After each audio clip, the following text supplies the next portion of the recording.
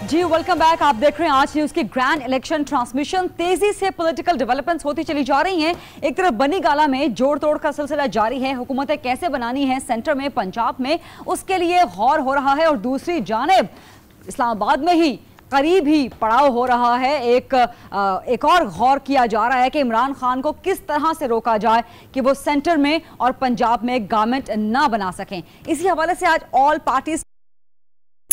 Parties conference कामयाब रही या रहेगी, इसी पर बात करेंगे। मेरे साथ सीनियर सहाफी तज्जियाकार जनाब हामिद मीर साहब मौजूद हैं। अस्सलाम वालेकुम मीर साहब, बहुत शुक्रिया वक्त निकालने के लिए हमारे इलेक्शन ट्रांसमिशन के लिए। ये एपीसी जो आज हुई, जिसमें नून लीग थोड़ी सी हमें माठी नजर आई, थोड़ा सा वक्त गेन करती हुई हमें नजर आई। फजलुर रहमान साहब शदीद एग्रेसिव थे, अवामी नेशनल पार्टी बहुत एग्रेसिव है, MQM हाफ प्ले कर रही है। उसके बाद फिर बिलावल भुट्टो साहब का जो रद्द-ए-अमल सामने आया है, लगता है वो भी एपीसी ज्वाइन नहीं करेंगे। आपको ये एपीसी कामयाब होती हुई नजर आ रही है हामिद मीर साहब? देखें, ये जो एपीसी का इजलास बुलाया गया है ना, इसमें जो तरीकाकार इख्तियार किया गया है वो तरीकाकार जो है वो शायद मुनासिब नहीं था। उसकी वजह से ये कामयाब नहीं हुई, क्योंकि पीपल्स पार्टी के बगैर आप इसको कामयाब नहीं कह सकते। ठीक। मैंने पीपल्स पार्टी की लीडरशिप से पूछा कि जी आप इस इजलास में क्यों नहीं गए। मैंने आसिफ अली जरदारी साहब से बात की तो उन्होंने कहा कि जी मौलाना फजलुर रहमान साहब ने हमें फोन किया। ठीक। तो जो इसमें मेन पार्टी है वो तो मुस्लिम लीग नून है, तो मुस्लिम लीग नून की तरफ से तो हमारे साथ राब्ता नहीं किया गया। अब फिर जब MQM जो है उसकी भी आपने बात देख ली कि MQM पहले इस एपीसी में आने के लिए तैयार थी, बाद में उन्होंने फैसला किया कि हम नहीं जाएंगे। तो MQM ने जवाब ये तराशा कि जी हमें गवर्नर सिंध के जरिए कांटेक्ट किया गया, किसी सियासी आदमी ने राब्ता नहीं किया। तो इसमें आप ये देख सकते हैं कि आज जिन पार्टियों ने इस एपीसी में शिरकत की और जिनका लबो लहजा काफी तल्ख था, वो पार्टियां थीं जिनके जो मरकजी कायदीन हैं वो ये इलेक्शन हार गए हैं। बिल्कुल ठीक। जहां तक मेरी अंडरस्टैंडिंग है, मुस्लिम लीग नून के भी जो रहनुमा ये इलेक्शन हार गए हैं, जिसमें कि शाहिद खान अब्बासी साहब शामिल हैं और बहुत से लोग शामिल हैं, वो भी काफी अग्रेसिव हैं। लेकिन क्योंकि शहबाज शरीफ साहब ये इलेक्शन जीत गए हैं और उनको तवक्को है कि शायद पंजाब में वो हुकूमत बनाने में कामयाब हो जाएं, तो इसीलिए उन्होंने सलाह मशवरे के लिए वक्त मांगा है। क्योंकि अगर शहबाज शरीफ साहब भी फौरी तौर पर ये मान जाएंगे ठीक है हम भी हल्फ नहीं लेंगे, तो जाहिर बात है कौमी असम्बली के अलावा फिर पंजाब असम्बली में भी उनको हल्फ नहीं लेना पड़ेगा। हाँ। तो ऐसी सूरत में वॉक ओवर है बिल्कुल PTI के लिए। तो मेरा ख्याल है, मेरी जाती राय में मौलाना फजलुर रहमान साहब की तरफ से ये फोर्स करना मुस्लिम लीग नून को कि आप ओथ ना लें, तो उस साहब को तो कुछ नहीं जाता ना, क्योंकि ना तो उनके पास खैबर पख्तूनख्वा में अक्सरियत है, ना ही बलोचिस्तान में है, मरकज में भी उनके पास 11-12 सीटें हैं। तो मैं समझता हूँ कि शहबाज शरीफ साहब ने बिल्कुल मुनासिब मौका इख्तियार किया कि हमें वक्त चाहिए। और जहां तक पीपल्स पार्टी का ताल्लुक है, तो उनके साथ तो ना मुस्लिम लीग नून ने बराह रास्त राब्ता कायम किया है, ना ही उनको प्रॉपर तरीके से बुलाया गया। ये आप खुद सोचें कि शाम 7 बजे एपीसी है और दोपहर को 3:30 बजे मौलाना फजलुर रहमान साहब ने आसिफ जरदारी साहब को फोन किया। तो मेरा ख्याल है कि इस एपीसी को बहुत अफरा तफरी में जल्दबाजी में बुलाया गया है और इसके बुलाने से पहले जो है। लेकिन मीर साहब आप बहुत बाखबर सहाफियों में सफ़े अव्वल के हैं। आप जानते हैं कि जब जरदारी साहब की पीपल्स पार्टी की हुकूमत थी, उस वक्त बहुत से मौके ऐसे आए कि जरदारी साहब बिल्कुल निक ऑफ द टाइम मौलाना फजलुर रहमान साहब को फ़ोन किया करते थे, उनको बुला लेते थे और वो भागे भागे चले भी आते थे मौलाना फजलुर रहमान साहब। तो अगर फजलुर रहमान साहब ने आज 3 बजे कांटेक्ट किया, तो क्या जरदारी साहब को या पीपल्स पार्टी को पुराने राब्तों की लाज नहीं रखनी चाहिए थी? नंबर 1। नंबर 2, बिलावल ने भी कह दिया, इशारा दे दिया कि जी सिंध की गवर्नमेंट तो हम आसानी से बना सकते हैं, तो शायद इसीलिए वो एपीसी में जाने से कतरा रहे हैं। नंबर 3, आपको लगता है कि PMLN के लिए अभी भी कोई पंजाब गवर्नमेंट बनाने का चांस बाकी है, या नून लीग को भी एग्रेसिव हो जाना चाहिए जब तक के पुलों के नीचे से सारा पानी ही ना गुजर जाए?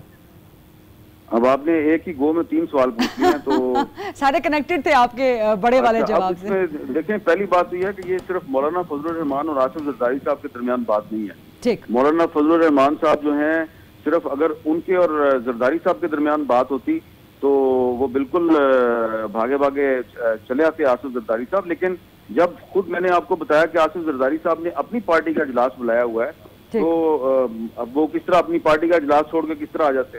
तो मेरा ख्याल है कि किसी नुमाइंदे को भेज देते। जब अभी कोई उन्होंने वहां पे बैठ के आपस में सलाह मशवरा ही नहीं किया, तो वो नुमाइंदा यहाँ पे आगे क्या करता। जिस तरह आप देखें ना, शहबाज शरीफ साहब ने भी वक्त मांग लिया तो वो भी फिर वक्त मांगता। तो मेरा ख्याल है कि इसमें कसूर मौलाना फजलुर रहमान साहब का है, जिन्होंने ये प्रॉपर होमवर्क किए बगैर ये इजलास बुलाया। और इसमें ये चीज हमें सोचनी चाहिए कि मौलाना फजलुर रहमान साहब के बड़े स्टेक्स नहीं है। वो ना तो सूबे में हुकूमत बना रहे हैं, ना ही मरकज में हुकूमत बना रहे हैं। पीपल्स पार्टी एक सूबे में हुकूमत बना सकती है और मुस्लिम लीग नून भी एक सूबे में हुकूमत बना सकती है। इसके अलावा आप ये देखें कि जो गुफ्तगू हुई मौलाना फजलुर रहमान और आसिफ जरदारी साहब के दरमियान, उस गुफ्तगू में बहुत सी बातें ऐसी हैं जो कि ना मौलाना फजलुर रहमान साहब ने अभी ओपन की हैं, ना ही पीपल्स पार्टी में ओपन की हैं। और वही मेरा ख्याल है असल वजह थी जिसपे कि बिलावल हाउस में जो इजलास हुआ उसमें सलाह मशवरा किया गया होगा। तो मैं आपको थोड़ा सा इशारा दे देता हूँ कि अगर इमरान खान साहब जो हैं वो कौमी असम्बली में वजीर आजम के उम्मीदवार बनते हैं और अगर असम्बली का बायकॉट करने का फैसला नहीं होता और हल्फ उठा लिया जाता है, तो ऐसी सूरत में हो सकता है कि मुस्लिम लीग नून और पीपल्स पार्टी और दीगर पार्टियां मिलकर इमरान खान साहब के मुकाबले पर एक मुतफिका उम्मीदवार लाएं जो कि इमरान खान साहब को टफ टाइम दे सकता है। लेकिन ये सिर्फ उसी सूरत में मुमकिन है कि जब ऑपोजिशन जमातें एक नुक्ते पे मुतफिक हो जाएं। ये तो आपने सिर्फ इशारा नहीं, तो आपने बहुत बड़ी खबर दे दी मीर साहब। लेकिन मुझे यही फरमा दीजिएगा कि आपको लगता है क्योंकि सिंपल मेजॉरिटी 342 के ऐवान में से 173 तो पीटीआई को चाहिए, और मतलब जितना भी आप जोड़ तोड़ खींच तान के कर लें, एमक्यूएम भी डाल लें, जीडीए भी डाल लें और बाप की भी सीटें डाल लें, क्यू की भी डाल लें, अदर्स जो बाकी हैं उनकी भी डाल लें जिसमें तरीके इंसानियत शामिल है, एक्सेट्रा एक्सेट्रा, और फिर आप वुमेन की लेट्स सपोज 20 भी डाल लें, 3-4 माइनॉरिटीज़ की डाल लें, उसके बावजूद PTI would fall short of like कम से कम 10 सीटें जहां उसे पीपल्स पार्टी की जरूरत पड़ सकती है। तो आपको लगता है कि खान साहब लीडर ऑफ द हाउस बन सकेंगे विदाउट पीपल्स पार्टी की सपोर्ट? खान साहब ने कहा था आसिफ जरदारी पाकिस्तान की सबसे बड़ी बीमारी, तो इसलिए मेरा ख्याल है खान साहब के लिए मुश्किल है। दूसरी तरफ आपने इतनी आसानी से कहा कि इसको भी डाल दें, इसको भी डाल दें। आप मुस्लिम लीग कायद-ए-आज़म को फिलहाल ना डालें खान साहब के खाते में। अच्छा। इसलिए कि चौधरी परवेज लाई साहब जो हैं वो पंजाब में अपना एक ग्रुप जो है उसको बड़ा बनाने की कोशिश कर रहे हैं। कुछ आजाद उम्मीदवार उनको ज्वाइन कर चुके हैं, कुछ आजाद उम्मीदवार कल उनको ज्वाइन करेंगे। उनकी कोशिश होगी कि उनका जो पंजाब असम्बली में जो ग्रुप है वो तकरीबन 14-15 तक चला जाए। तो जिस तरह आपको याद होगा कि 1993 में मंजूर वट्टू साहब मुस्लिम लीग जुनेजो के पंजाब में पार्लिमानी लीडर थे और उनके पास सिर्फ 16 नशस्तें थी और 16 एमपीएस के साथ वो पंजाब के चीफ मिनिस्टर बन गए थे क्योंकि बाकी पार्टियों के पास अक्सरियत नहीं थी। तो इस तरह परवेज लाई साहब जो है हो सकता है कि अगर पीटीआई जो है उनको चीफ मिनिस्टर बनाने पर राजी नहीं होती तो हो सकता है कि वो दूसरी तरफ अपना कार्ड खेलें और वो मुस्लिम लीग नून की तरफ भी जा सकते हैं। मीर साहब ये तो आप बड़ी इंटरेस्टिंग बात कर रहे हैं। अगर कौमी में काफ की सीटें पीटीआई को नहीं जाती तो फिर पीटीआई सिंपल मेजॉरिटी कैसे हासिल कर पाएगी 173 की? यही तो मैं आपको कह रहा हूं कि हम बहुत से जो तज्जिया नगार हैं वो कंक्लूजन्स पे जंप कर रहे हैं जबकि ग्राउंड रियलिटीज बिल्कुल डिफरेंट है। इसमें एक चीज ये भी देखें आप, ये जो आपने फिगर्स बताई इसमें आप जो पीटीआई की टोटल फिगर दे रहे हैं उसमें आपको कुछ सीटें ड्रॉप होंगी 6 सीटें माइनस करनी पड़ेंगी। exactly. जब वो माइनस हो जाएंगी तो उसका नंबर मजीद कम हो जाएगा। इसलिए दूसरी तरफ अगर पीएमएलएन और पाकिस्तान पीपल्स पार्टी और एमएमए और दीगर पार्टियां अगर इकट्ठी हो जाती हैं तो पीटीआई को बड़ा टफ टाइम मिलेगा। वेरी इंटरेस्टिंग है, बड़ी इंटरेस्टिंग गेम सेंटर में बनने जा रही है। अच्छा, लास्ट क्वेश्चन मीर साहब जो मैंने पहले भी आपसे किया था लेकिन बहुत सारे कर लिए थे, उसमें से लास्ट क्वेश्चन ये था कि क्या नून लीग के लिए अभी भी कोई उम्मीद बाकी है, कोई उम्मीद बढ़ होती नजर आ सकती है कि पंजाब गवर्नमेंट उसको मिल सके? देखें, असूली तौर पे तो मैं समझता हूँ, मेरा जो जाती ओपिनियन है वो ये है कि अगर मरकज में पीटीआई के पास अक्सरियत है तो मरकज में उसको हुकूमत बनाने की दावत मिलनी चाहिए और अगर पंजाब में पीएमएलएन की मेजॉरिटी है तो उसको हुकूमत मिलनी चाहिए। लेकिन अगर पीटीआई पंजाब में पीएमएलएन का रास्ता रोकेगी तो फिर यकीनन पीएमएलएन भी जो है वो फिर मरकज में एडी चोटी का जोर लगा के पीटीआई का रास्ता रोकेगी। तो मैं समझता हूं कि फिलहाल मुस्लिम लीग नून अगर पीपल्स पार्टी को साथ मिला लेती है और काफ लीग को भी साथ मिला लेती है तो और कुछ आजाद उम्मीदवारों को भी मिला लेती है तो वो मरकज में तो नहीं लेकिन पंजाब में अपनी हुकूमत बना सकती है। लेकिन इस वक्त एक प्रॉब्लम ये चल रही है कि पीटीआई की तरफ से और कुछ दीगर जो दोस्त हैं पीटीआई के वो पंजाब में मुस्लिम लीग नून के अंदर एक फॉरवर्ड ब्लॉक बनाने की कोशिश कर रहे हैं। और शहबाज शरीफ साहब की पूरी कोशिश है कि ये फॉरवर्ड ब्लॉक ना बने, और उनका दावा है कि ये फॉरवर्ड ब्लॉक नहीं बनेगा। लेकिन मुझे कम से कम मुस्लिम लीग नून के 3 MPs जो हैं उन्होंने खुद ये बात बताई है कि हम पे हमारे साथ राब्ता किया गया है। और तो मीर साहब फिर आप ये भी कहा कि फिलहाल हम नहीं जाएंगे। फिर मीर साहब आप ये भी जानते होंगे, मैंने कहा कि बाखबर सहाफियों में सफ़ी अव्वल के हैं कि शहबाज शरीफ साहब भी कल जो कुछ आज़ाद अरकान हैं उनके अपने भी उनसे भी कल मुलाकातें कर रहे हैं और बड़ी तूफानी मुलाकातें कर रहे हैं और ऑफर्स भी रख रहे हैं उनके सामने बड़ी। जी जाहिर बात है, वो तूफानी मुलाकातें जो हैं उसमें उनको बड़ी बड़ी वजारतों की ऑफर की जाएगी। जी बिल्कुल। लेकिन मैं ये समझता हूँ कि इस वक्त जो परवेज लाई साहब हैं वो न सिर्फ ये कि इमरान खान बल्कि शहबाज शरीफ दोनों के लिए मुश्किलात पैदा करने का बायस बनेंगे। और अगर उनके साथ पीपल्स पार्टी मिल गई तो फिर हो सकता है कि कोई चाराकार न रहे, दोनों पार्टियों में से जो पार्टी जो है वो परवेज लाई के सामने सरेंडर कर देगी, परवेज लाई साहब उसी के साथ चले जाएंगे। लेकिन ये डिपेंड करता है कि कल परवेज लाई साहब की एक प्रेस कॉन्फ्रेंस है, उसमें वो क्या अनाउंसमेंट करते हैं। ओके ठीक है, बहुत बहुत शुक्रिया मीर साहब आपका बेहतरीन तबसरा और तज्जिया के लिए। इस वक्त पीपल्स पार्टी के सीनियर मरकजी रहनुमा सईद गनी साहब मेरे साथ मौजूद हैं। उसके बाद फिर हमारे बिक्स और हमारे जो पैनलिस्ट हैं वो भी हमें ज्वाइन कर चुके हैं, उनका भी इंट्रोडक्शन करवाऊंगी। अस्सलाम वालेकुम सईद गनी साहब। जी वालेकुम सलाम। सईद गनी साहब, आप लोग इंप्रेशन ये जा रहा है जो बिलावल भुट्टो साहब ने अभी प्रेस कॉन्फ्रेंस की कि आप लोग APC ज्वाइन नहीं करेंगे। इंतखाबी नताइज तो आप मुस्तरद करते हैं लेकिन इंतखाबात कदम करार देने के हामी नहीं हैं। क्या इसकी वजह यह है कि आप लोगों के लिए इमीडिएट जो इंटरेस्ट है वो सिंध की गवर्नमेंट है? नहीं, ये तासुर गलत है। अच्छा। अभी जो बात मुझे नहीं पता APC ने क्या कही है, लेकिन जो प्रेस कॉन्फ्रेंस चेयरमैन साहब ने की उसी दौरान ये बात सामने आई कि शायद वहाँ ये फैसला हुआ है कि वो जो अपोजिशन की पार्टीज हैं वो हलफ नहीं लेंगे नेशनल असेंबली में, सूबाई असेंबली में। अभी फैसला नहीं हुआ, एक तजवीज आई थी जिससे नून लीग ने डिसएग्री किया है, सिर्फ नून लीग ने, बाकी क्योंकि हम उस वक्त मीटिंग में थे तो हमें नहीं पता था कि क्या डिसीजन हुए हैं। जो एक क्वेश्चन हमारे सामने आया था उसी रेफरेंस से आपसे बात कर रहा हूँ।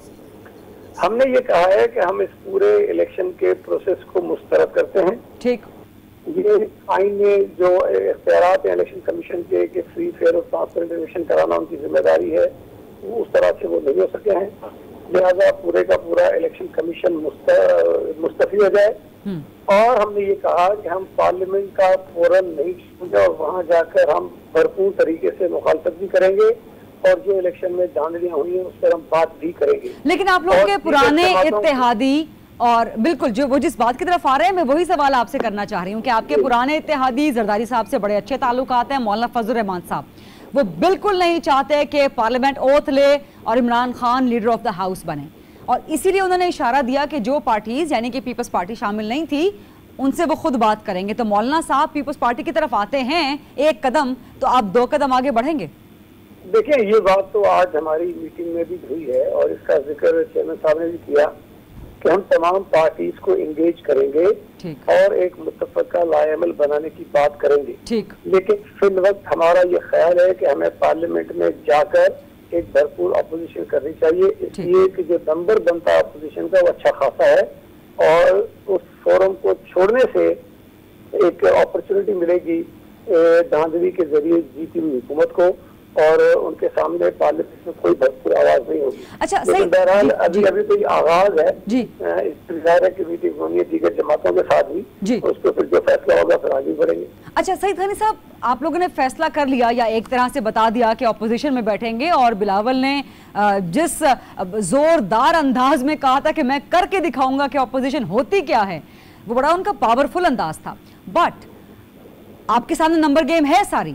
सिंपल मेजॉरिटी 342 में से 173 इमरान खान पीपल्स पार्टी की MQM की सपोर्ट काफ लीग की सपोर्ट के बगैर हासिल नहीं कर सकते। तो आप लोगों ने कैसे फैसला कर लिया? आप कैलकुलेशन कि आप लोगों ने डेफिनेटली की होगी, आप लोग अगर सारी अपोजिशन पार्टी इकट्ठी हो जाएं तो अपना लीडर ऑफ द हाउस का उम्मीदवार भी ला सकती हैं। ठीक है, ये तो काफी आगे का मरहला है। अभी तो ये भी तय नहीं है कि हम आपस में पार्टियां किस हद तक आगे साथ बैठती हैं, क्योंकि मुख्तलिफ जमातों का मुख्तलिफ मौक़िफ़ है।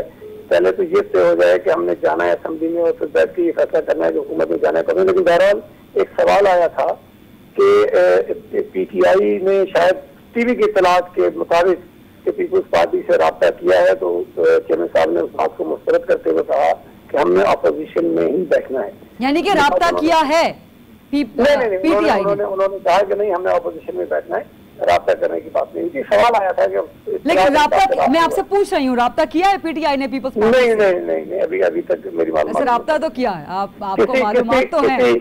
नहीं, मैं किसी इंफरादी फर्ज से हुआ तो मेरे में नहीं है, लेकिन अच्छा, पार्टी जो है आज की मीटिंग में इसका तस्करा कहीं है।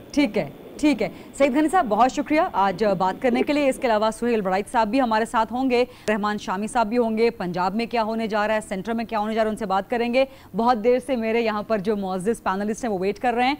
रफ़त सईद साहब सीनियर सहाफ़ी हैं, आज न्यूज़ कराची के ब्यूरो चीफ़ हैं।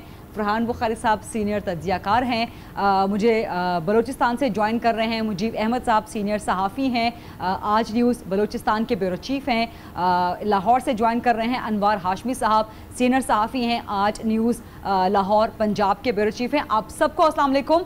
और रफ़त साहब और फरजाना भी ज्वाइन कर चुकी हैं। ओके फरजाना, हमारी बड़ी दबंग कलीग सीनियर सहाफ़ी, आज न्यूज़ खैबर पख्तूनख्वा की ब्यूरो चीफ। अस्सलाम वालेकुम फरजाना। वालेकुम सलाम। ठीक है रफ़त सईद साहब, क्योंकि बिलावल भुट्टो ने अभी प्रेस कॉन्फ्रेंस की है, सईद गनी साहब तो डिनाई कर रहे हैं कि जी हमारा कोई सिंध गवर्नमेंट इमीडिएट इंटरेस्ट नहीं है। आपको लगता है कि पीपल्स पार्टी APC में जाएगी या सिंध गवर्नमेंट सिक्योर करने पर राजी हो जाएगी? देखिए, आज सुबह से ही हमारी जो ट्रांसमिशन जारी है, मैंने सुबह भी एक बात ये कही थी कि पीपल्स पार्टी ये नहीं करेगी, और वो आपको शाम को अंदाज़ा हो गया कि उन्होंने शिरकत से माजरत कर ली और अभी तो फ़िलहाल कोई फ़ैसला नहीं कर पाए। फिर बिलावल भुट्टो ने जो बात की है वही वाली बात जो हामिद मीर भी कह रहे थे कि मौलाना फजलुर रहमान ने खासी उजलत की और बिलावल ने मैच्योरिटी का मुजाहरा किया है अभी तक तो। और जिस तरह के मौलाना, वही बात है, मौलाना का तो कुछ स्टेक पर है नहीं, तो वो इसकी वजह से ही तमाम लोगों को रोक रहे हैं। लेकिन शहबाज शरीफ साहब अभी भी वही उम्मीद से हैं कि वो उनको पंजाब मिल जाएगा शायद। और पीपल्स पार्टी तो बड़ी क्लियर है कि बनाएगी, और उन्होंने तो मुराद अली शाह का नाम भी ले दिया कि वो चीफ मिनिस्टर होंगे। तो पीपल्स पार्टी सिंध हासिल करना चाहती थी, सिंध उन्होंने हासिल कर लिया है, लेकिन अगर वो आगे पीछे होंगे तो फिर जाहिर सी बात है कि कल प्रॉब्लम करेंगे। तो कल हल्का सा एक सिग्नल है कि कल बुलाया गया है, और उसके बाद फिर सिंध हुकूमत किसी भी तरीके से, मुझे नहीं पता वो तरीक़ाकार क्या होगा, वो भी खतरे में पड़ सकती है। इन्हें इतना बाखबर नहीं, इतने और लोग हैं, लेकिन मसला ये है कि फिर खतरे में पड़ सकती है, कोई भी तरीका हो सकता है। तो लिहाजा पीपल्स पार्टी नहीं चाहेगी। और आज आपने देखा कि बिलावल को मजीद गुफ्तगू से फरजुल्लाह बाबर साहब रोक भी रहे थे ताकि कोई बात सवाल नहीं लेने दे रहे थे। सवाल से सवाल निकलता है और फिर जवाब जब आता है तो मजीद सवाल निकलते हैं, तो लिहाजा उसकी वजह से उससे फिर सहाफी कोई भी खबर बना कोई भी, तो एहतियात बहुत बरत रहे हैं पीपल्स पार्टी वाले, और वो सिंध हुकूमत सिक्योर करना चाहते हैं। शहबाज शरीफ साहब कोशिश कर रहे हैं मुसलसल पंजाब से क्योर करना चाह रहे हैं, लेकिन लगता नहीं। क्योंकि मैं एक बात और बता दूं आपको कि आपको शायद मोहतरमा बेनज़ीर भुट्टो का वो दौर याद हो कि जब पंजाब वो आती थी तो वजीर आला पंजाब थे मियां नवाज शरीफ, तो वो प्रोटोकॉल और ये सारे, मतलब इमरान खान कभी नहीं चाहेंगे कि पंजाब जो है वो सरतोड़ कोशिश करेंगे, और वरना प्रॉब्लम ही प्रॉब्लम है, फिर वो सुकून से हुकूमत नहीं कर सकेंगे। हम कर भी चुके हैं बात। फरहान बुखारी साहब, APC आगे बढ़ने से पहले ही आप क्या समझते हैं, नाकाम हो गई या अभी भी कामयाबी के चांसेस हैं? मेरे ख्याल में अगर सिस्टम को पैरालाइज करने का मकसद था कि बिल्कुल ऐसा पैरालिसिस हो जाए कि पार्लियामेंट चल के ही ना दे, और ये पार्लियामेंट चलने से पहले ही रुक जाए और एक नए किसी इलेक्टोरल प्रोसेस की तरफ जाएं, तो वो तो काम नहीं होने लगा। PPP ने एक बड़ी वेल कैलकुलेटेड और वेल कंसिडर्ड मूव की है जरदारी साहब ने, और मैं समझता हूँ इससे बात बड़ी वाज़े हो गई है कि उनका प्राइमरी इंटरेस्ट सिंध की हुकूमत है। फिर अब हाल ही हफ्तों में ये जो केसेस का समिट बैंक के चेयरमैन की गिरफ्तारी हुसैन लवाई साहब की, और जो उसके बाद जो इतलात आई हैं, वो चीज़ें हैं उनके इंटरेस्ट फ़िलहाल, वो उससे आगे नहीं जाएंगे। और हकीकत ये भी है कि नून लीग में भी इस वक्त एक बड़ी तादाद, ये हामिद मीर साहब जो कह रहे थे, जिन लोगों से बात उनकी हुई है, मेरी भी कुछ लोगों से बात हुई है, लोग नहीं चाह रहे कि ये इलेक्शंस हो गए अब ये दोबारा इस एक्सरसाइज में फिर जाएं। लोगों का वक्त लगता है, पैसा बहुत ज़्यादा दरकार होता है, एक मेहनत तलब मेजर एक्सरसाइज है, तो उसमें कौन जाए। 5 साल का जिन्हें मैंडेट मिल गया वो कहते हैं कि जी अभी आगे चलें फिर देखेंगे।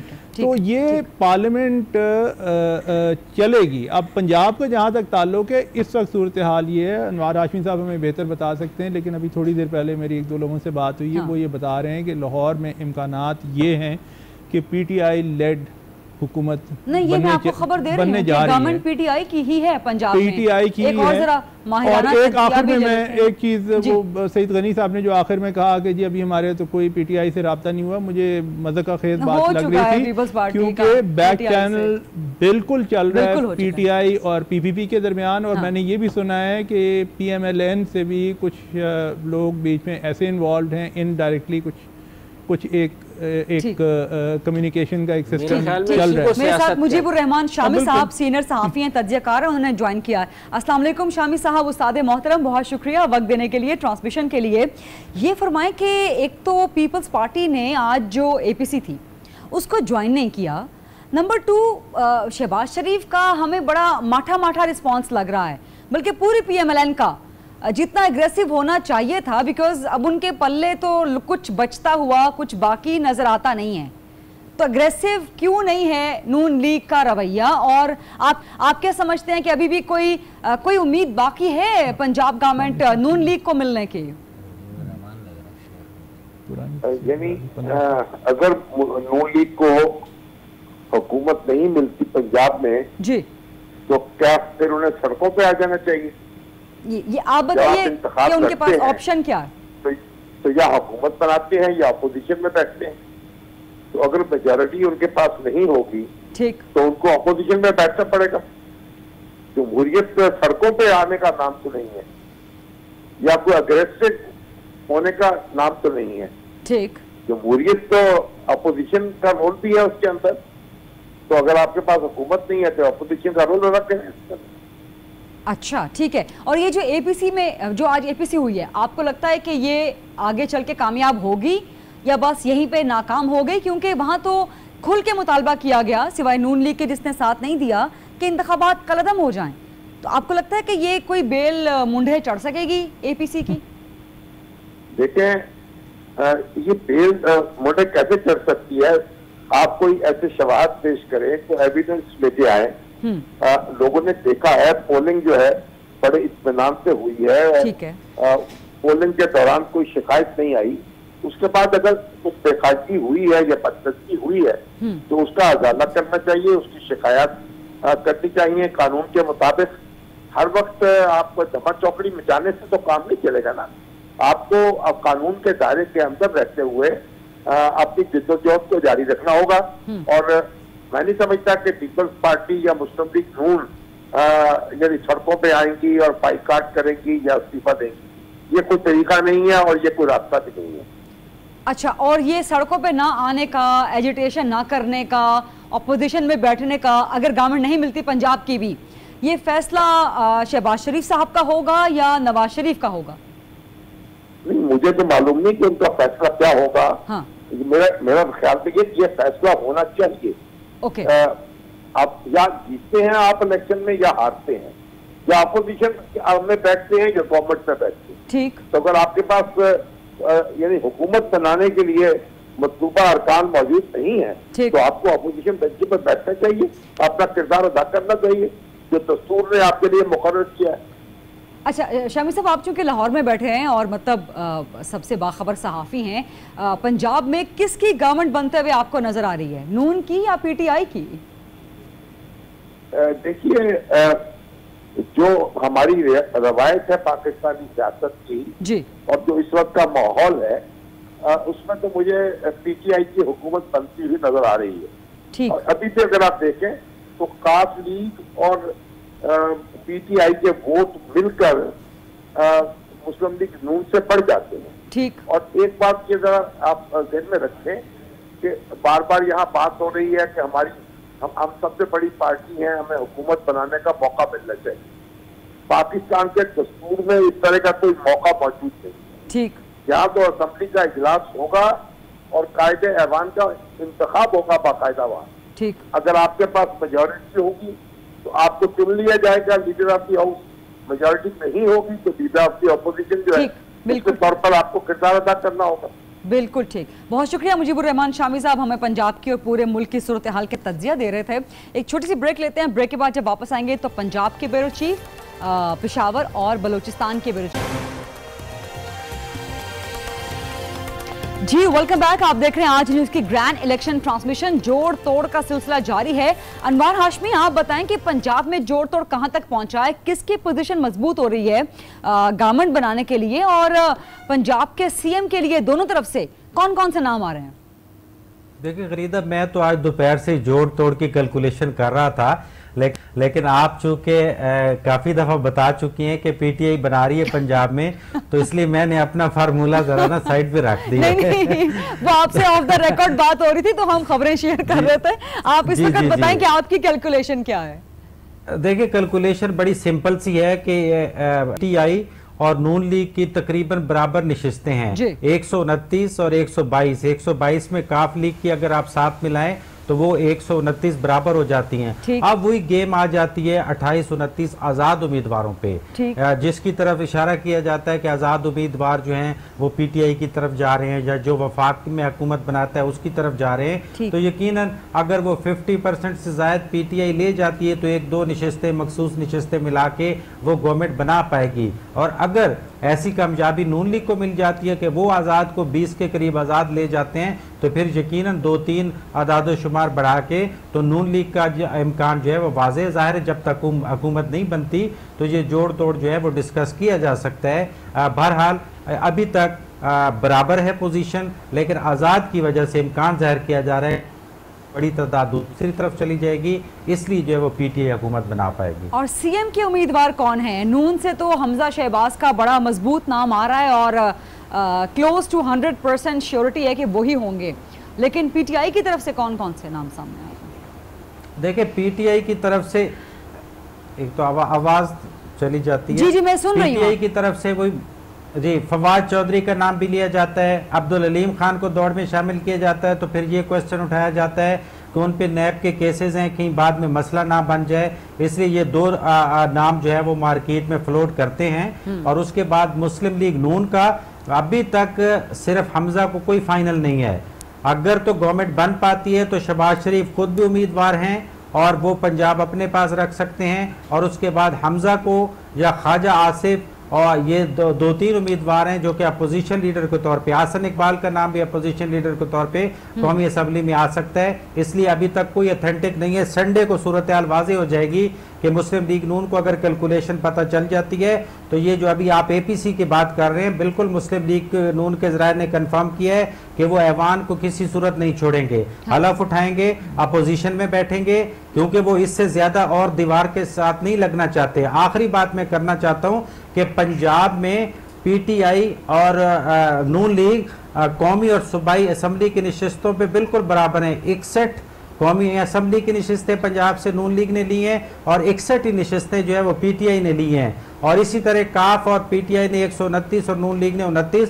पंजाब पीटीआई के साथ नून लीग के साथ बराबर खड़ा हुआ है, इसलिए वो ऐवान आधा ऐवान पूरा नहीं छोड़ना चाहती नून लीग। वो अपोजिशन में रह के भी अपना केस जो है वो अच्छे अंदाज में लड़ सकती है आईनी और कानूनी मार्ग। और जो 2 नाम दिए आपने पीटीआई के उम्मीदवारों के वजारत उज़्मा के लिए, उनके अलावा भी 2 नाम और हैं और वो बड़े खुफिया से नाम है, लेकिन बड़े स्ट्रॉन्ग नाम है। और उनमें से एक नाम मोस्ट प्रोबेबली पीटीआई की गवर्नमेंट अगर बनती है तो वही वज़ीर आला होगा। मुजीब अहमद साहब, तफसील से बताइएगा कि बलूचिस्तान में इस वक्त सूरत हाल क्या है आज की पॉलिटिकल, और वहाँ का सीएम कौन है। एंड इम्पॉर्टेंट क्वेश्चन कि इमरान खान को सिंपल मेजॉरिटी 173 कौमी असम्बली में लेने के लिए बाप की 3 सीटें भी कहीं ना कहीं हेल्प आउट कर सकती हैं। तो जो बाप की 3 सीटें हैं नेशनल में, वो इमरान खान की तरफ जाएंगी नहीं जाएंगी? जी गरीदा, एक तो बलूचिस्तान की पॉलिटिकल सिचुएशन आज काफी हद तक क्लियर हो गई है। बाप इमर्ज हुई है सबसे बड़ी पार्टी के तौर पे बलूचिस्तान में, और वो ये दावा कर रही है कि वो हुकूमत बनाएगी। जाम कमाल से हमारी बात हुई, उनका ये कहना है कि हमारे पास 15 मेंबर हमारे अपने हैं, 4 आज़ाद उम्मीदवारों ने हमें यकीन दिलाया कि वो हमारे साथ शामिल होंगे, 4 पीटीआई के हैं। तो इस तरह ये नंबर जाके 23 पे पहुंच जाता है, जबकि और लोगों से भी हमारी बातचीत चल रही है और हो सकता है हम जल्द ऐलान कर दें। उनसे पूछा गया था कि कौन होगा सीएम, उन्होंने कहा पार्टी फैसला करेगी, और उनकी पार्टी का फैसला यह है आपका कि वो जाम कमाल को कैंडिडेट के तौर पे लाएंगे। दूसरी तरफ इमरान खान ने सरदार यार मोहम्मद रहीम से राब्ता किया, उनसे कहा है कि वो लोगों से बातचीत करें और इस मामला को आगे बढ़ाएं। वो भी रास्ते में है। यहाँ पे लोगों के साथ, और इसकी तस्दीक की अख्तर मेंगल ने कि पीटीआई ने उनसे राब्ता किया है और वो अपनी सेंट्रल कमेटी में इस मामले को लेके जाएंगे। फिर देखेंगे कि बलूचिस्तान में उन्होंने क्या करना है और मरकज में क्या करना है। फेडरल में भी उनकी 3 सीटें हो चुकी हैं, चौथी भी हो जाएगी, 4 सीटें लेके वो भी बड़ा अहम किरदार अदा कर सकते हैं। अभी भी उन्होंने ये वाजे नहीं किया कि वो अपोजिशन में बैठने का फैसला कर चुके हैं। उन्होंने बड़ी अच्छी बात की, उन्होंने कहा जो लोग मगरमच्छ के आंसू बहाते रहे बलूचिस्तान के लिए, शायद हम उनके साथ नहीं बैठ सकते।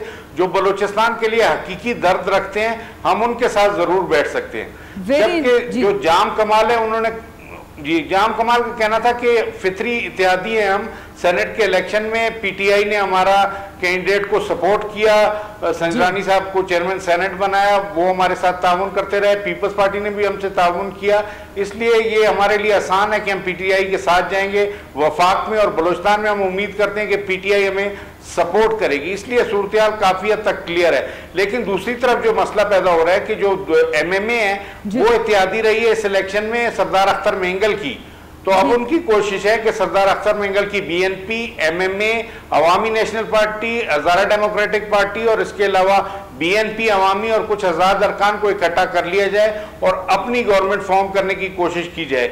जो राब्ते हुए हैं उनसे ऐसा लगता है कि पीटीआई एमएमए से राब्ता नहीं करना चाह रही, वो सरदार अख्तर मेंगल को ऑन बोर्ड लेना चाहती है।